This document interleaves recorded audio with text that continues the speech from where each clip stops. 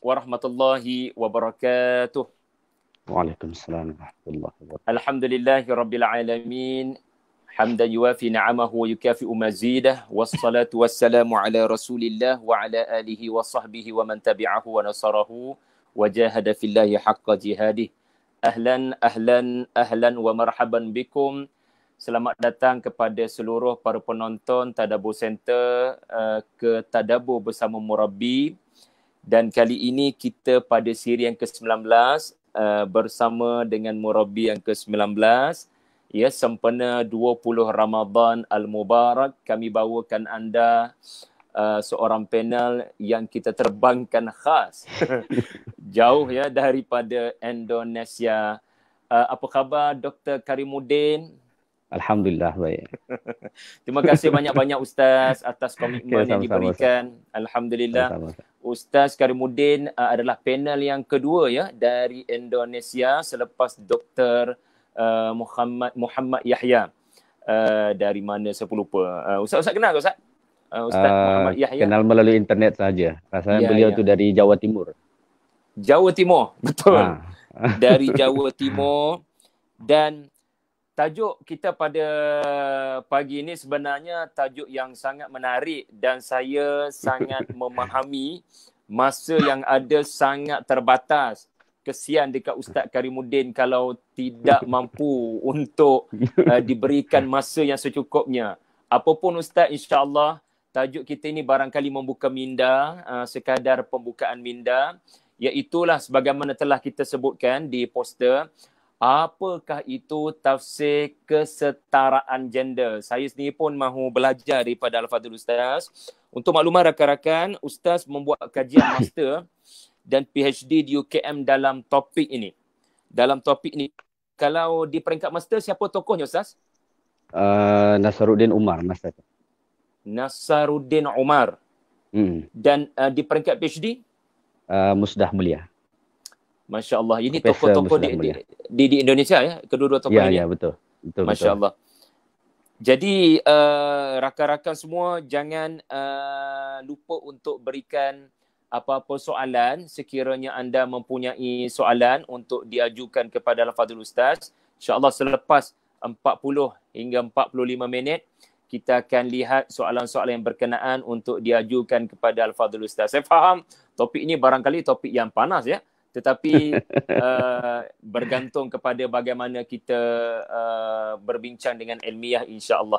Ya, saya rasa semua yang menonton pada pagi ini adalah mereka yang benar-benar mahu mengetahui apakah yang dimaksudkan tafsir kesetaraan gender dan bagaimana ia boleh berlaku, dan barangkali Ustaz boleh menyebutkan contoh-contoh pentafsiran yang seperti tersebut. Jadi silakan Ustaz, saya berikan masa pada Ustaz 40 ke 45 minit untuk berkongsi. Falyatafaddal mashkuran. Okey, terima kasih. Assalamualaikum warahmatullahi wabarakatuh. Alhamdulillah wassalatu wassalamu ala Rasulillah wa ala alihi wa sahbihi wa man walah. La haula wa la quwata illa billah. Syukur pada Allah Taala. Allah masih mengurniakan nikmat-nikmatnya kepada kita semua. Terima kasih kepada Ustaz Syari yang telah sudi menjemput saya yang tak seberapa ilmu ni. Mudah-mudahan pagi yang mulia ini saya dapat berkongsi sedikit sebanyaklah berkenaan tajuk yang telah kita sepakati, iaitu apakah dia tafsir kesetaraan gender tu. Okay, dalam masa yang terhad ni saya ingat saya akan memperkenalkanlah sedikit sebanyak tentang tafsir kesetaraan gender ni. Tetapi sebelum kita masuk kepada tafsir tu, ada beberapa poin mungkin yang saya sampaikan supaya nanti boleh mudah untuk difahami. Yang pertama, apa itu maksud gender sendiri dalam pemahaman kesetaraan gender ni. Kemudian nanti sedikit saya sentuh berkaitan tentang sejarah dia. Kemudian nanti baru kita masuk kepada pentafsiran dia. Ini saya sampaikan secara ringkas saja. Okay? Baik. Gender ni seperti mana sebenarnya kita sedia maklum, secara bahasa ia difahami sebenarnya sebagai jantina ataupun boleh disebut sebagai klasifikasi kepada jantina, pembahagian jantina itu kan. Tetapi pemahaman yang semacam ini tidak dapat diterima oleh golongan feminis. Mereka memahami gender ini agak berbeza dengan makna yang umum yang kita fahami dalam secara linguistik dia. Mereka memahami gender ini bukanlah sebagai klasifikasi jantina antara lelaki dengan perempuan, melainkan ia adalah satu pola perbezaan antara lelaki dan perempuan yang dilihat daripada sisi sosial. Jadi bukan secara biologi dia, tetapi mereka selalu mengatakan ini bahagian daripada konstruk daripada sosial. Jadi kehidupan sosial menggambarkan lelaki dan perempuan, itulah menurut mereka yang disebut sebagai gender. Jadi apabila nanti kita membahaskan ini, kita berpegang dengan definisi yang mereka buat ini sebab mereka lah yang membuat tafsiran ini. Bila kita tengok secara sejarahnya sebenarnya, istilah gender ini digunakan sebagai perbezaan lelaki dan perempuan dilihat daripada sisi sosial dia atau yang dibentuk oleh sosial budaya, itu baru bermula pada tahun lebih kurang pada tahun 1955. Sebelum itu gender dengan seks itu difahami sama saja sebagai jantina. Tetapi sejak tahun 1955 itu diperkenalkanlah seks itu makna jantina, manakala gender itu pula difahami sebagai lelaki dan perempuan yang dilihat daripada sosial yang dibentuk oleh sosial dan budaya dia. Dan istilah ini sendiri cukup terkenal selepas 1970. Jadi 1955 itu sudah dimunculkan definisi ini, tetapi pengertian ini semakin meluas itu pada tahun 1970 sampailah sekarang ni barulah dia semakin meluas pemaknaan ni. Okey. Baik. Seterusnya kita masuk kepada sedikit tentang sejarah kemunculan gerakan kesetaraan gender ni. Mengapa ni ada muncul pergerakan kesetaraan gender ni? Nak menyetarakan, menyamakan antara lelaki dan perempuan dari sisi sosial dan budaya dia. Ini tidak terlepas sebenarnya kalau kita membaca sejarah, tidak terlepas daripada sejarah wanita-wanita barat khususnya pada abad pertengahan, yang mana pada ketika itu kekuasaan penuh itu dikuasai oleh gereja. Dengan Bible mereka, dengan pendeta-pendeta mereka, itulah yang berkuasa pada ketika itu. Dan kalau kita melihat sejarah, pada ketika itu memang doktrin-doktrin gereja itu amat mengerikan berkaitan tentang wanita ini, amat dipandang rendah. Mungkin Ustaz Syarif pun sudah baca. Ada sampai pada masa itu pandangan yang mengatakan bahawa perempuan ini adalah sebagai pintu gerbang kepada iblis. Digambarkan wanita ketika itu sebagai penggoda. Ada lagi yang memandang wanita pada ketika itu, dia kata dari sekian banyak binatang buas tu, yang paling buas adalah wanita. So bagi dia wanita itu lebih buas daripada singa lah. Itu cara pandang gereja. Itu cara pandang gereja pada ketika itu. Bahkan dan Bible. Dan itu diambil daripada Bible dan merupakan interpretation mereka daripada situ. Itulah doktrin-doktrin mereka. Bahkan yang paling teruk lagi, sampai muncul suatu perdebatan, adakah perempuan ini manusia atau tidak? Sampai ke tahap itu. Kita yang mendengar itu pada hari ini, kita rasa geli kan? Tetapi itulah yang berlaku pada ketika itu sampai ke tahap perbahasan itu di Eropah, ya, lebih khususnya di Eropah pada ketika itu. Malah kalau kita tengok sejarah di Jerman itu dahulu, sampai seorang suami dia boleh saja menjual isteri dia. Jadi itulah kalau kita lihat daripada latar belakang dia, munculnya gerakan kesetaraan gender ni sebenarnya asalnya daripada barat, kerana memang pada ketika itu kuasa-kuasa barat khususnya daripada gereja amat memandang rendah kedudukan wanita seperti yang digambarkan tadi. Kemudian lebih kurang pada awal abad ke-19 muncullah gerakan-gerakan perempuan-perempuan di sana untuk menentang doktrin-doktrin gereja ini.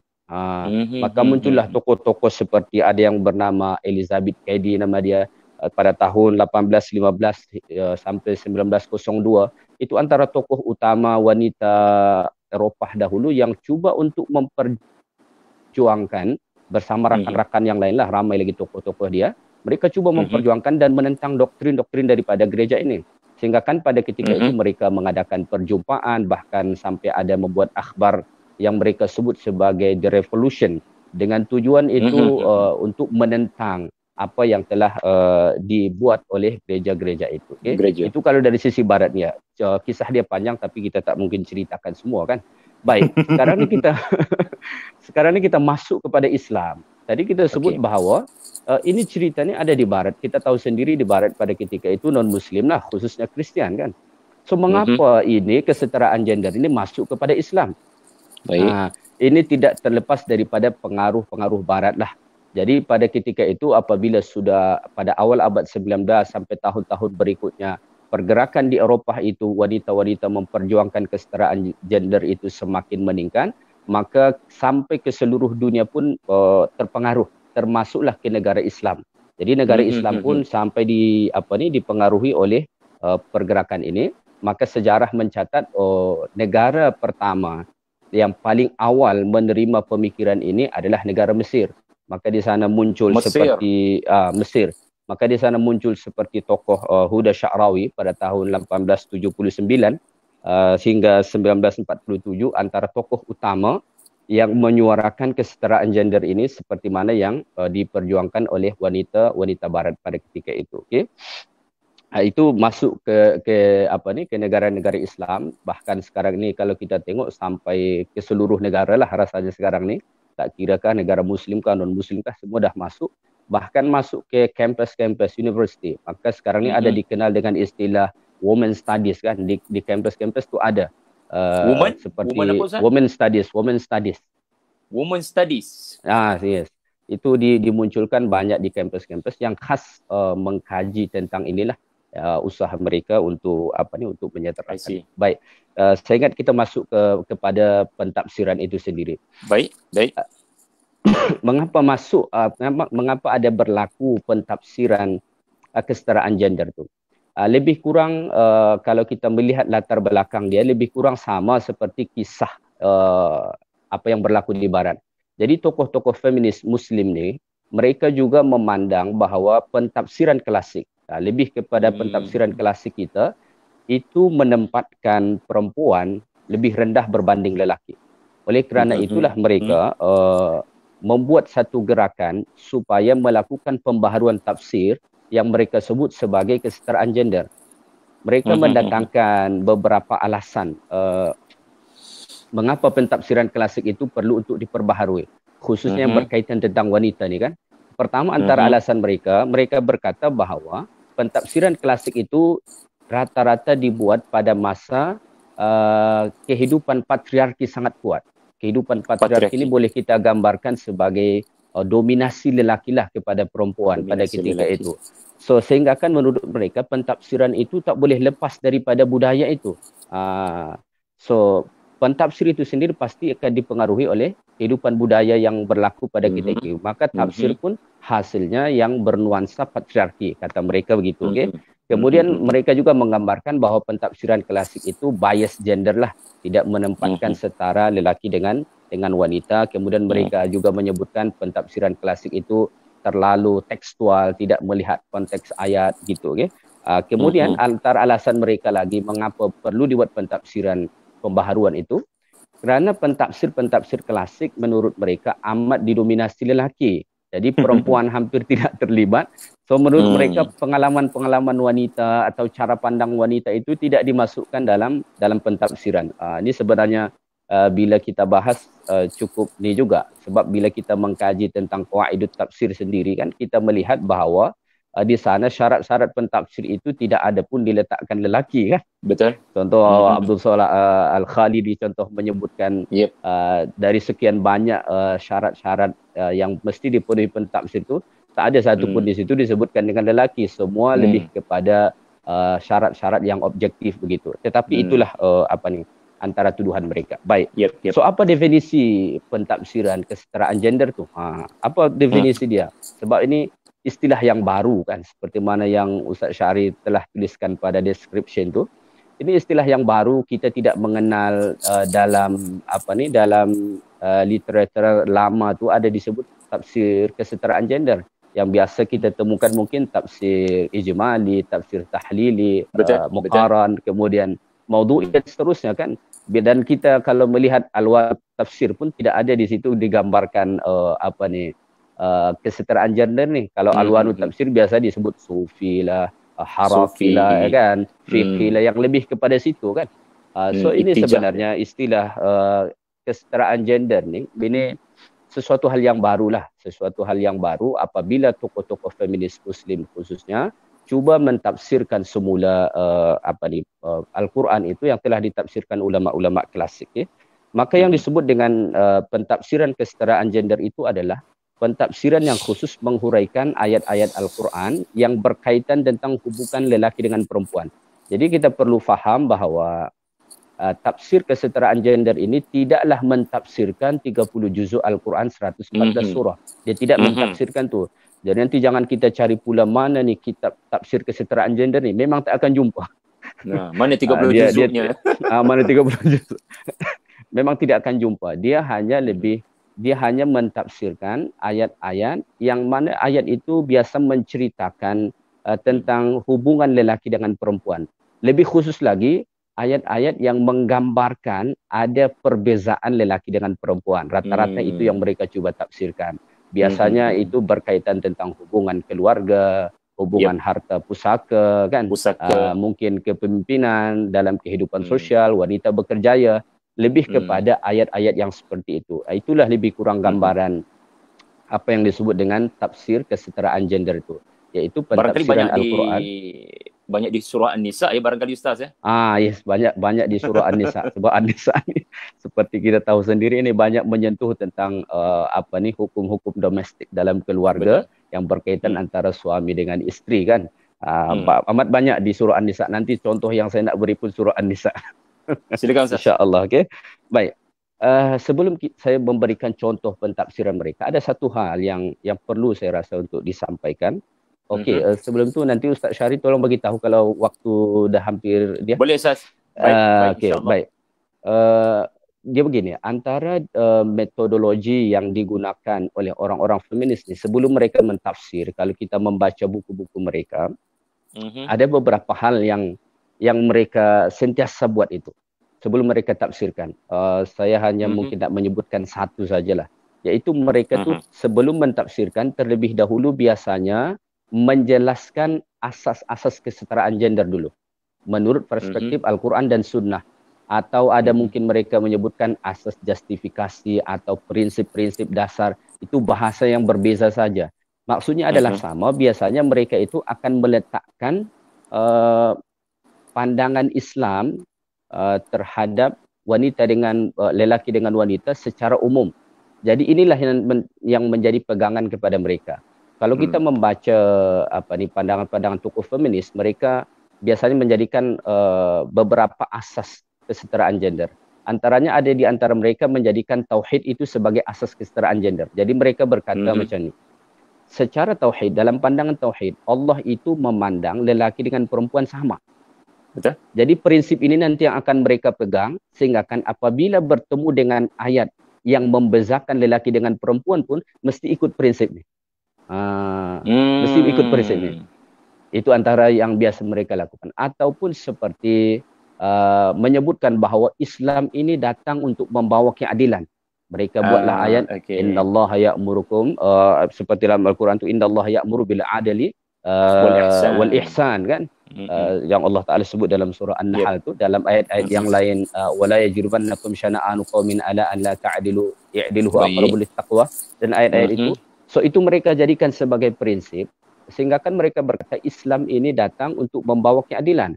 So apabila nanti bertemu dengan ayat yang menempatkan lelaki dengan perempuan berbeza, itu mereka akan hentam dengan itu. Sebab mereka berkata prinsip Islam datang untuk membawa keadilan. So kalau berbeza, kalau berbeza, so tak adil lah. Yes. Itu yang mereka buat.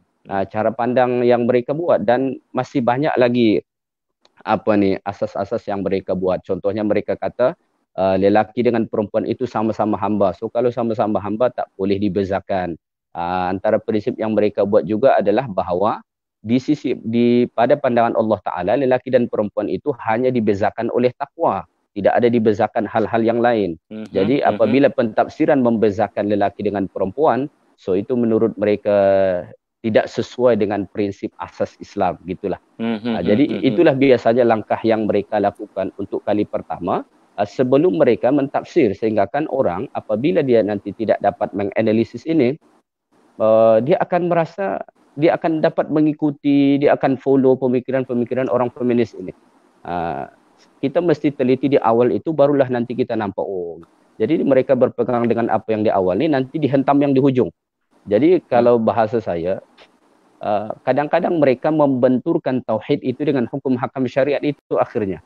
Akhirnya kadang-kadang mereka mempertembungkan antara keadilan yang Allah Ta'ala sebut dalam Al-Quran dengan ayat Allah Ta'ala sendiri, kan? Kan akhirnya itu yang berlaku. Contohlah kita sebut nanti, contoh ayat waris contoh. Seperti mana Allah Ta'ala sebut dalam surah An-Nisa, kan? Yusikumullahu fi auladikum lidzakari mithlu hadzil unsayain. Situ kan memang digambarkan bahwa anak lelaki dengan anak perempuan itu ada pembahagian yang berbeza, kan. So ini nanti biasanya mereka akan hentam dengan ayat-ayat yang seperti tadi, ayat-ayat tentang keadilan, ayat-ayat bahawa perbezaan di antara kita dengan antara kita dengan perempuan di hadapan Allah hanya takwa dan seterusnya, itu dihentam, sehingga kan hukum yang telah ditetapkan pembahagian harta pusaka antara anak lelaki dengan anak perempuan itu berbeza, akhirnya mereka akan tafsirkan dengan pentafsiran yang lain atau akan membuat helah-helah tertentu, sehingga kan tidak seperti yang biasa kita fahami, gitu. Itu biasanya asas yang biasa mereka lakukan. Baik. Baik, saya ingat kita masuk pada satu contoh pentafsiran. Silakan Ustaz. Alhamdulillah. Saya ambil contoh pentafsiran antara yang mereka buat ni adalah surah surah An-Nisa ayat 34 tu, okey. Ini bagi orang yang mengkaji tentang kesetaraan gender, memang inilah yang sentiasa disampaikan ni, okey. Iaitu ayat yang bercerita tentang kepimpinan suami dalam kehidupan berumah tangga, kan. Allah Taala berfirman, a'udzubillahi minasyaitonirrajim, ar-rijalu qawwamuna 'alan nisa bima faddalallahu ba'dahum 'ala ba'd wa bima anfaqu min amwalihim. Sampai seterusnya. Saya ingat saya tidak menjelaskan ayat ni. Ayat 34, okey. Ayat 34 surah An-Nisa. Ayat ni panjang, tapi mungkin saya hanya akan bincangkan yang di awal ni saja, sebab dia ni membicarakan beberapa perkara, kan. Ada membicarakan tentang kepimpinan, ada membicarakan tentang wanita salihah nanti, dan ada membicarakan tentang nusyuz. Kalau kita bicarakan ini semua terlalu panjang nanti, maka saya ingat yang sepotong ayat ni saja kita ambil, okey. Apatah lagi ada ayat tampar, Ustaz. Tampar isteri ada di situ, ayat tampar watribuhun. Itu nanti terlalu panas. Ini bikin panas ni. Petang tentu selesai lagi perbincangan. Itulah. Jadi pembicaraan ini sebenarnya sesuatu yang panjang lah, kan. Okay, baik. Ar-rijalu qawwamuna 'alan nisa bima faddalallahu ba'dahum 'ala ba'd wa bima anfaqu min amwalihim. Secara umumnya ayat ini biasa kita terjemah lelaki adalah qawwam, ia adalah pemimpin, ia adalah pelindung, ia adalah penanggungjawab 'alan nisa, kepada perempuan. Bima faddalallahu ba'dahum 'ala ba'din, kerana Allah Taala telah lebihkan sebahagian mereka ke atas sebahagian yang lain. Wa bima anfaqu min amwalihim, dan kerana mereka telah membelanjakan sebahagian daripada harta mereka, kan. Kita secara umumnya biasa ayat ini dijadikan sebagai hujah, sebagai dalil bahawa dalam kehidupan rumah tangga yang menjadi imam, yang menjadi pemimpin adalah suami. Okay? Tetapi ini tidak begitu disetujui oleh pejuang-pejuang kesetaraan gender. Bagi mereka amat tidak adil bila suami ditempatkan sebagai pemimpin dalam keluarga. Jadi pejuang-pejuang kesetaraan gender ni mereka amat tak selesa bila melihat lelaki itu berbeza dengan perempuan. Sebab itulah bila lelaki yang jadi khatib Jumaat pun mereka panas juga. Lelaki yang jadi imam panas juga. Jadi mereka mentafsirkan ayat ini semula. Ar-rijal yang secara umum ni kan kita fahami sebagai lelaki lah, kan. Biasa kita terjemah dengan lelaki. Tetapi dalam pandangan tokoh-tokoh feminis dekat sini, ar-rijal ini tidak merujuk kepada makna lelaki sebagai lelaki. Tetapi dia ini lelaki dari pandangan sisi gender yang tadi tu. Lelaki dalam pandangan sosial dan budaya. Bukan lelaki sebagai jantina.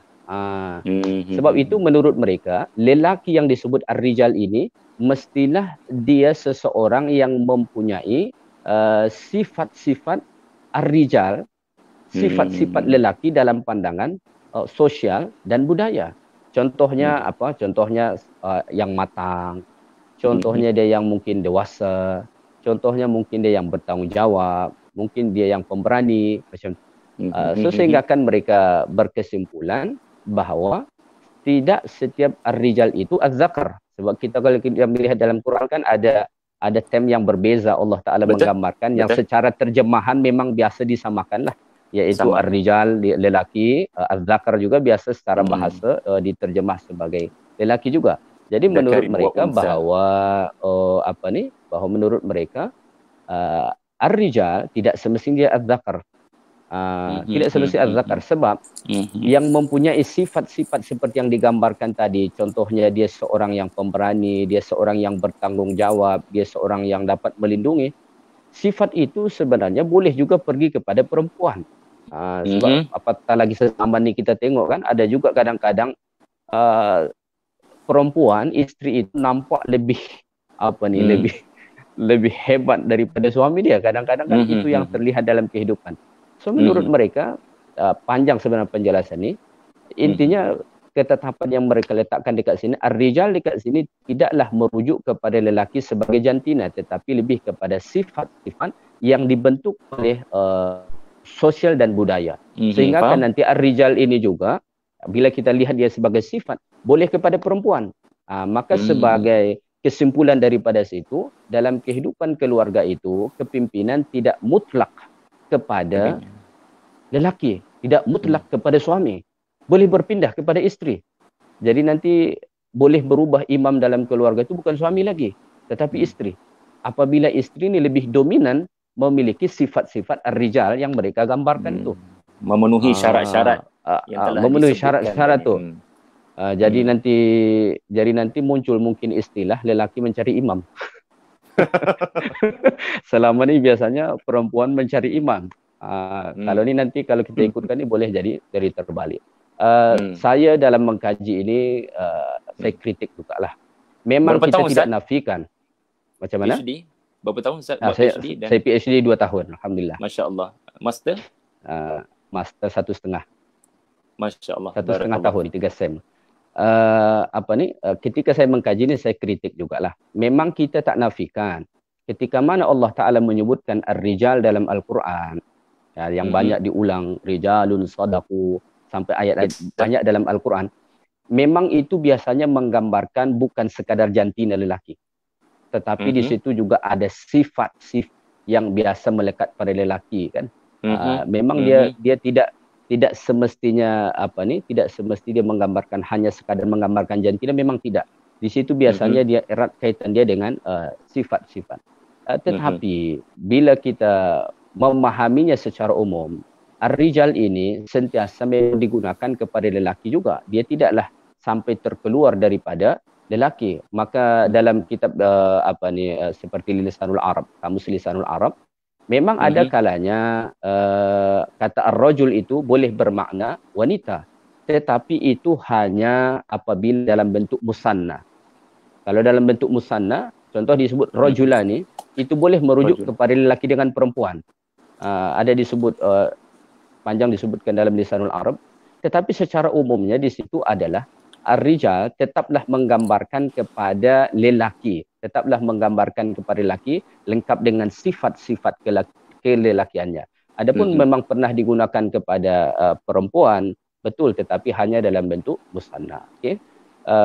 Jadi menurut orang-orang feminis, ar-rijal dekat sini hanyalah sebagai lelaki tadi dari yang dibentuk oleh sosial. Begitu juga perkataan an-nisa dekat sini.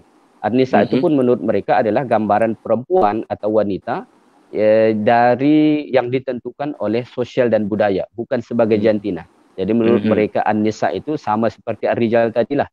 Dia bukanlah gambaran wanita kerana dia berjantina wanita, tetapi dia adalah gambaran wanita daripada sisi sosial dan budaya.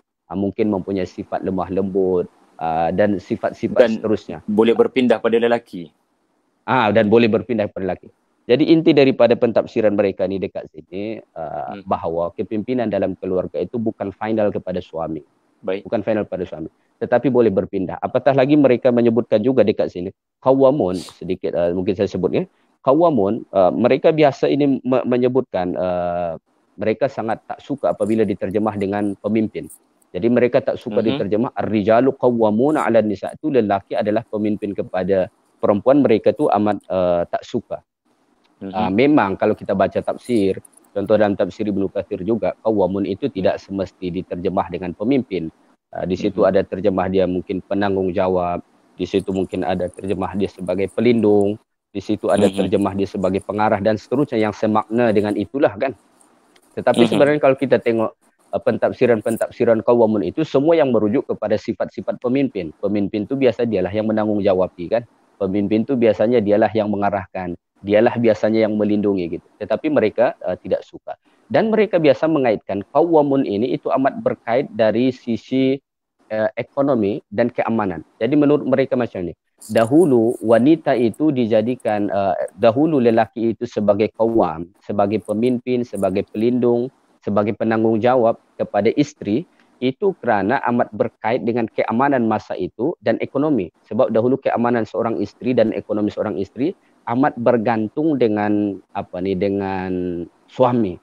Sebab zaman dulu rata-rata perempuan tak bekerja kan. Dia hanya bekerja di rumah dia saja kan. So menurut mereka begitu. Jadi sehingga kan mereka berkata, apabila sekarang ini sudah perempuan, dia sudah bekerja sekarang ini, seperti mana kita tahu kadang-kadang gaji isteri lebih besar daripada suami kan. Jadi menurut mereka apabila itu sudah berlaku seperti mana mungkin yang berlaku sekarang ini, maka kedudukan qawam itu boleh ditawar perempuan. Jadi boleh berpindah. Jadi ini saya kritik, saya kata macam ni. Andai kata yang menentukan itu keamanan dan ekonomi, andai kata dua-dua ekonomi mereka ini sama-sama mapan, sama-sama bagus. Contoh dua-dua gaji sama-sama 30,000. Isteri gaji 30,000, suami gaji 30,000. So siapa pemimpin di situ? Kalau itulah yang menjadi kayu ukur dia, kan? Kemudian kalau kita melihat dari sisi sejarah Nabi SAW sendiri, Khadijah itu lebih kaya daripada baginda SAW. Andai kata ekonomilah yang menjadi penentu kepada kepimpinan dalam keluarga, maka sudah semestinya Khadijah radhiyallahu taala anha lah yang menjadi pemimpin kepada Rasulullah SAW. Tetapi bukan itu yang berlaku kan. Jadi tadi saya tertinggal sedikit tentang ar-rijal itu juga. Itu pun bagi saya sebenarnya mereka itu memaksakan. Kalau ar-rijal itu semesti dimaknai lelaki dari sisi budaya, bagaimana mereka mentafsirkan ayat Allah Ta'ala yang terdapat dalam surah An-Naml ayat 55 yang bercerita tentang umat Nabi Lut alaihi salatu wassalam. Kata Allah Ta'ala, innakum lata'tunar rijala syahwatan min dunin nisa. Macam mana kita mentafsirkan ayat tu? Adakah kita berkata, adakah kamu benar-benar mendatangi lelaki? Lelaki dekat situ maksud dia lelaki dalam pandangan sosial yang ditentukan yang sosial. Yang mana boleh masuk juga perempuan. Ya. Walhal lelaki dengan lelaki itu fakta. Walhal lelaki dengan lelaki fakta. So, apabila kita berpegang dengan yang tadi, bagaimana kita mentafsirkan ni? Kalau kita perhatikan ayat 34 surah An-Nisa dengan ayat 55 surah An-Naml, dua-dua ayat ni sama-sama menggunakan term ar-rijal dan an-nisa. Dalam An-Nisa 34 kan ar-rijal qawwamuna 'alan nisa. Ada ar-rijal, ada an-nisa, sepasang kan. Dalam An-Naml ni juga innakum lata'tuna rijal syahwatan min dunin nisa. Dua-dua digunakan. So, bila digunakan dengan cara pandang yang tadi, macam mana kita nak mentafsirkan ayat ni? Nanti dia akan keliru kan? Akan keliru jadi. Jadi, itulah antara contoh-contoh. Dan masih banyak sebenarnya contoh-contoh. Tetapi mungkin sebelum saya tutup untuk yang ni, mungkin nanti ada sesi soal jawab kan? Tetapi di sisi lain, saya tidak menafikan apabila kita mengkaji tentang pentafsiran kesetaraan gender ni, selain ada sisi negatif dia, di sana ada sisi positif dia juga. Sisi positif dia apa? Kita memang tak nafikan dalam kehidupan hari-hari ini, dalam kehidupan orang-orang Islam lah secara khususnya, di sana memang ada kadang-kadang doktrin-doktrin yang merendahkan perempuan, yang bukan bahagian daripada agama. Di sana memang ada kadang-kadang keyakinan-keyakinan tertentu ataupun adat-adat tertentu, budaya-budaya tertentu yang amat merendahkan perempuan, merendahkan perempuan. Malah ni kadang-kadang dicuba dikait-kaitkan dengan agama. Kadang-kadang sumber mereka walhal tidak. Kadang-kadang dikaitkan dengan Israiliyat, mungkin seperti kisah Nabi Adam dan Hawa. Itu kan banyak yang beredar disebutkan bahawa Hawa lah yang terlebih dahulu digoda iblis. Selepas itu dia menggoda Nabi Adam alaihi salatu wassalam kan. Padahal ini kadang-kadang dijadikan dalam masyarakat sebagai sebagai dasar bahawa wanita itu penggoda. Wanita itu mudah tergoda. Padahal kalau kita merujuk Quran, fa'azallahuma asyaitanu. Huma di situ digunakan dhamir huma, bukan digunakan fa'azallaha asyaitanu thumma. Ni tidak. Di situ dua dibuat dalam bentuk dhamir musanna yang menunjukkan yang digoda iblis itu adalah Adam dan Hawa. Dari sisi positifnya, ya. Bahkan dalam surah Taha Ustaz kan, fa'asa Adam. Adam yang dipersalahkan. Subhanallah.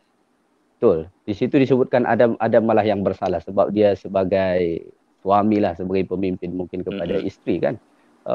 So kalau kita tengok fakta-fakta itu memang kadang-kadang kita tak nafikan dalam kehidupan masyarakat kita ni memang ada stereotip kadang-kadang pandangan-pandangan yang merendahkan kepada perempuan kan, yang itu sebenarnya bukanlah bahagian daripada agama kita. Saya ingat itu itu yang dapat saya sampaikan Ustaz. Mungkin ada soalan atau apa yang boleh kita discuss, yang boleh saya jawab lah. Kalau saya tak dapat jawab, saya tak jawab lah.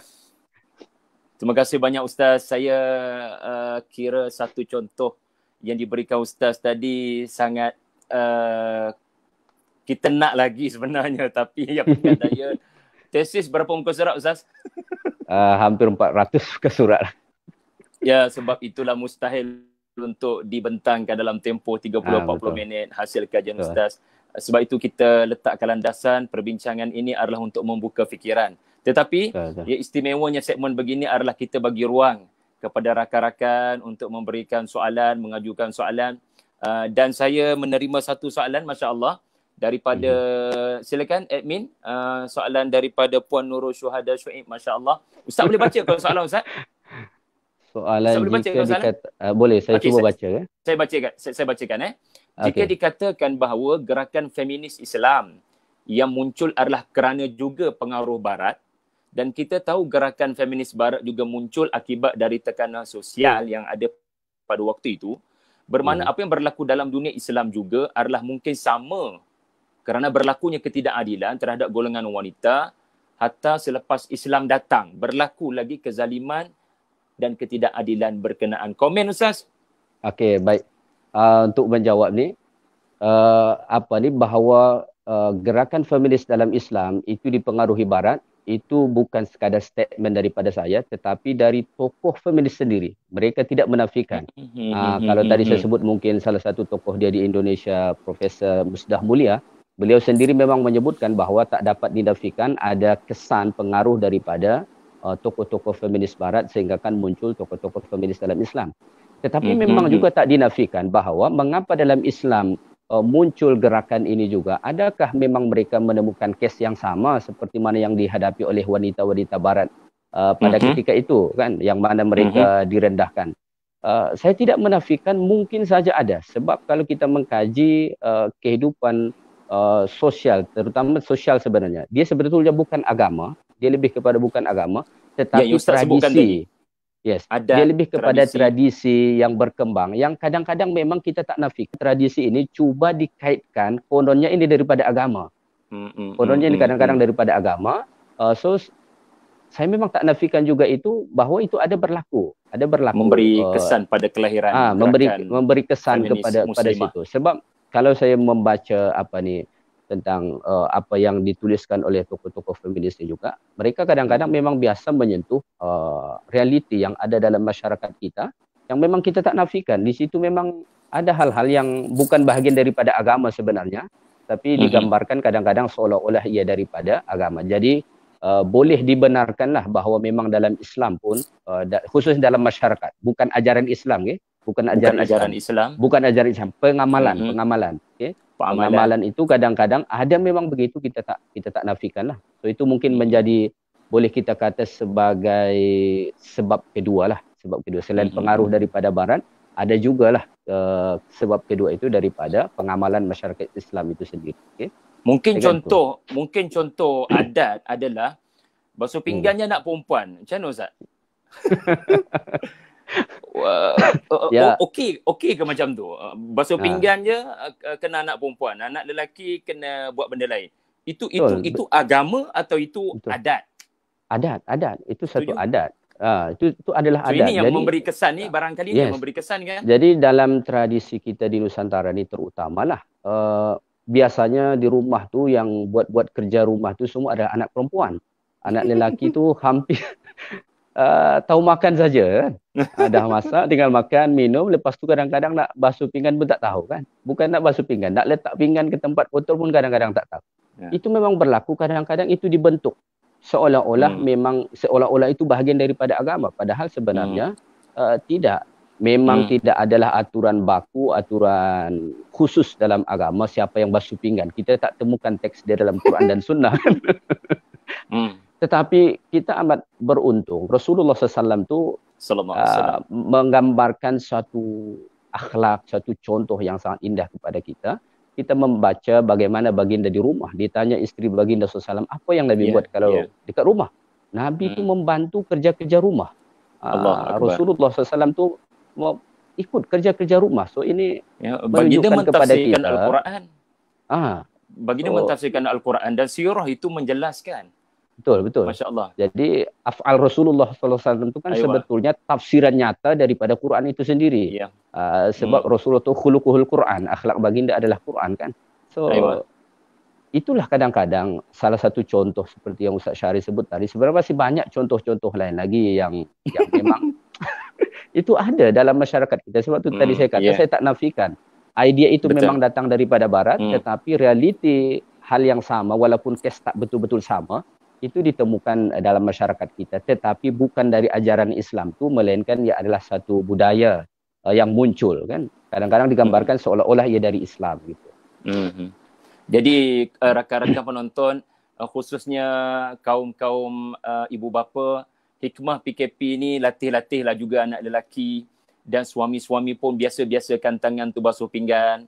Ya, buat kerja ya. Maaf, bukan buat kerja-kerja dapur ni, biasakan dirilah untuk rasa apa yang dilakukan oleh yang selama ni dilakukan oleh wanita. Ustaz, kita ada lagi soalan daripada Ustaz Syahmi Syazril Azmi. Menarik soalan ini.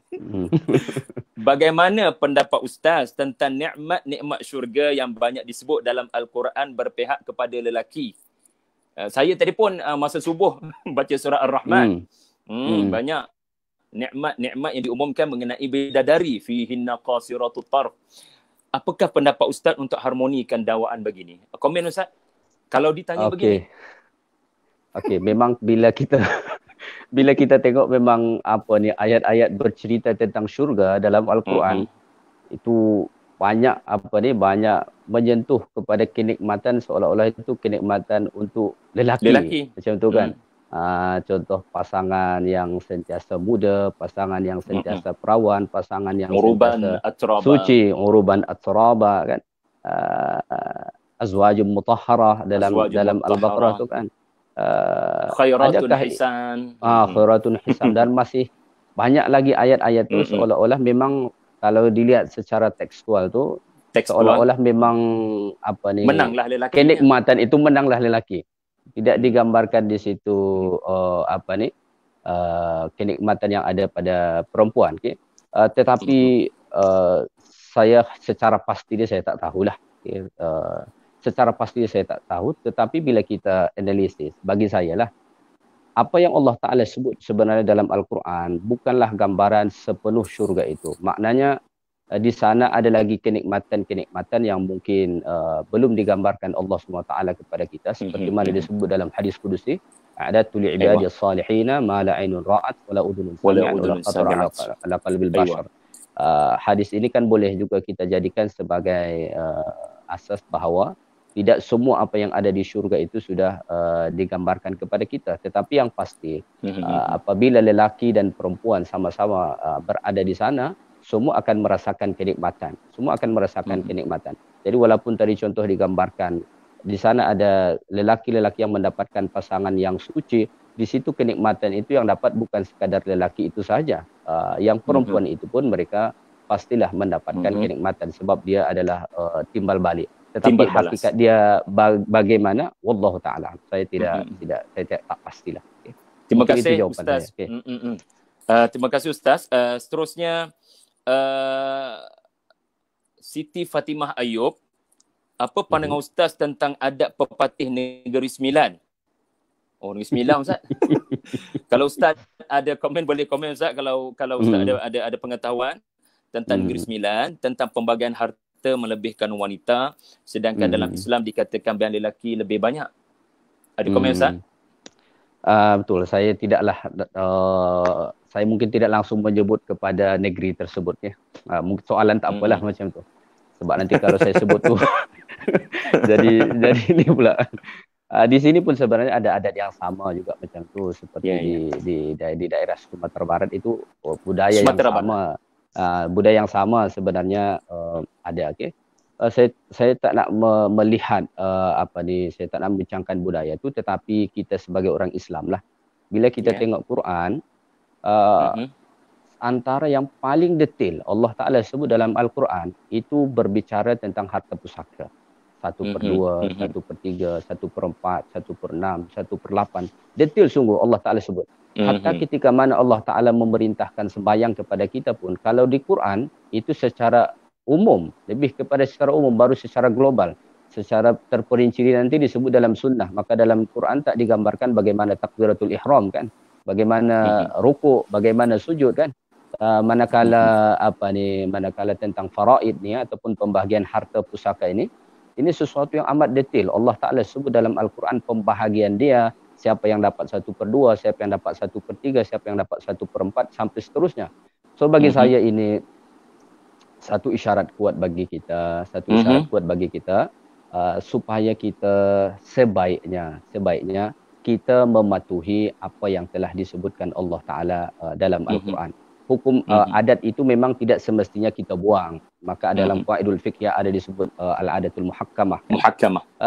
Tetapi di sana kita mesti melihatlah adat itu yang seperti apa. Bagi saya, selama mana adat itu contoh tidaklah bertentangan dengan syariat, so itu tidak ada masalah kita kekalkan.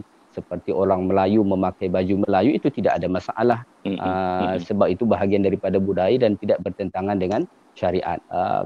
Kalau boleh saya nasihatkan, sebaiknya kita follow lah hukum faraid yang telah ditentukan Allah Ta'ala dalam Al-Quran.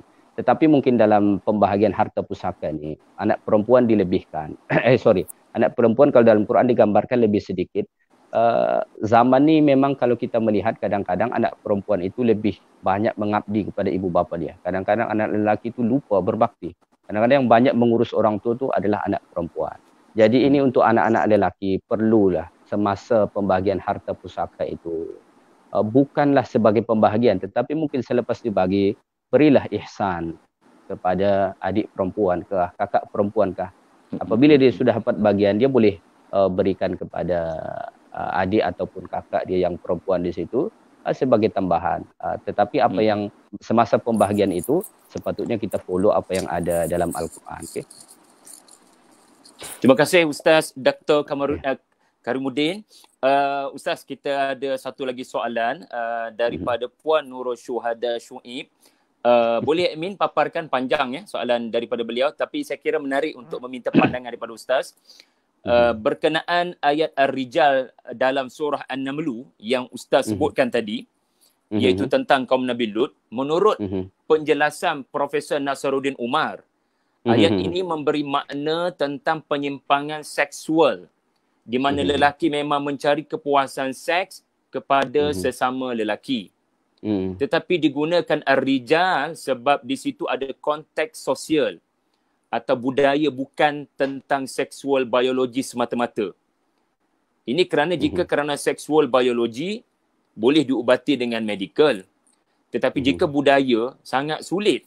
kerana melibatkan norma-norma seksual. Sebab itu menurut Profesor Nasaruddin Umar tadi, hikmah perkataan ar-rijal digunakan dan bukan perkataan az-zakar dan al-untha. Mungkin Ustaz boleh bagi ulasan. Komen Ustaz. Okey. Oh, ini berat soalan ni. Ini berat ni sampai tak nampak wajah Ustaz kerana soalan panjang tadi. Okey, memang bila kita mengkaji tentang kisah Nabi Lut alaihi salatu wassalam. Memang di situ yang digambarkan bukan sekadar individu-individu, tetapi di situ berkaitan langsung dengan kehidupan sosial mereka, kan, berkaitan langsung dengan kehidupan sosial mereka. Tetapi bagi saya memang bila kita bawakan hujah-hujah daripada golongan pendukung feminis ni seperti Nasaruddin Umar, Ali Asghar, dan banyak lagi tokoh-tokoh yang lain. Memang mereka sentiasa mempunyai dalih dalam dalam memaknai ayat tu. Mereka sentiasa ada istilah mereka, salah satu pendekatan yang sentiasa ada dibuat oleh mereka adalah kritik sejarah. Okey, kritik sejarah ini biasa digunakan oleh oleh tokoh-tokoh pentafsir feminis ini untuk memuluskan tujuan asal mereka, untuk memuluskan tujuan asal mereka. Kalau bagi saya sendiri, pandangan itu memang boleh diterima, tetapi satu hal yang fakta yang kita tahu bahawa apa yang berlaku pada masa Nabi Lut alaihi salatu wasallam itu adalah melibatkan lelaki dengan lelaki, bukan melibatkan antar lelaki dengan perempuan. Sehingga kan dalam Al-Quran tu Allah Ta'ala gambarkan ketika mana Nabi Lut alaihi salatu wasallam pun menawarkan anak perempuannya, mereka memang menolak dengan mentah-mentah, kan. Mereka berkata, bukankah engkau sudah tahu bahawa kami tidak berminat dengan perempuan. Betul. Kan.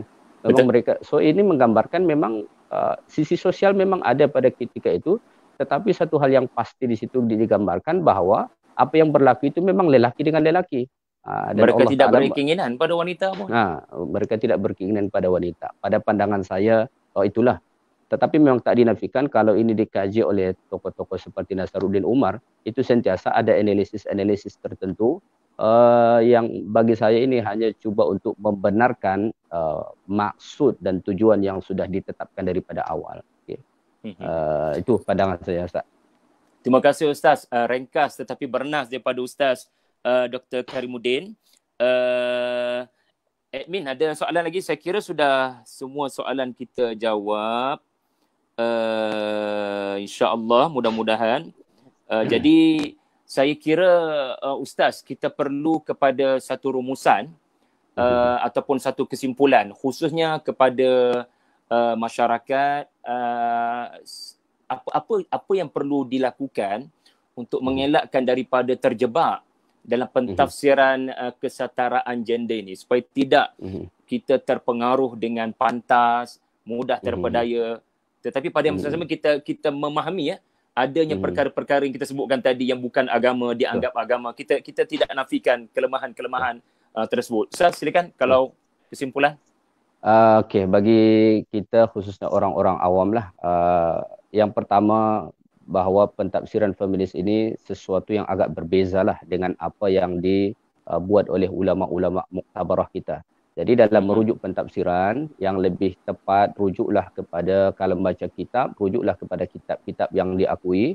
Kalau bertanya, tanyalah kepada asatiz kita ataupun ulama-ulama kita yang memang diakui. Yang kedua, dalam membeli buku sebab ini mereka amat banyak penulisan, sama ada mungkin dalam bentuk buku ataupun di internet, ini amat banyak, perlu berhati-hati, dibeli boleh untuk dibaca kalau memang rasanya boleh kita analisis nanti atau boleh kita pilih-pilih isi dia. Tetapi bagi yang tidak dapat memilih-milih itu, sebab kalau kita baca sepintas lalu hujah-hujah yang dikemukakan oleh tokoh-tokoh ini, itu amat rasional. Jadi cukup mudah untuk terpengaruh, kan. So lebih baik berhati-hati dalam membeli buku dan juga membaca sumber-sumber rujukan yang ada mungkin di internet, selama mana tidak dapat memilih.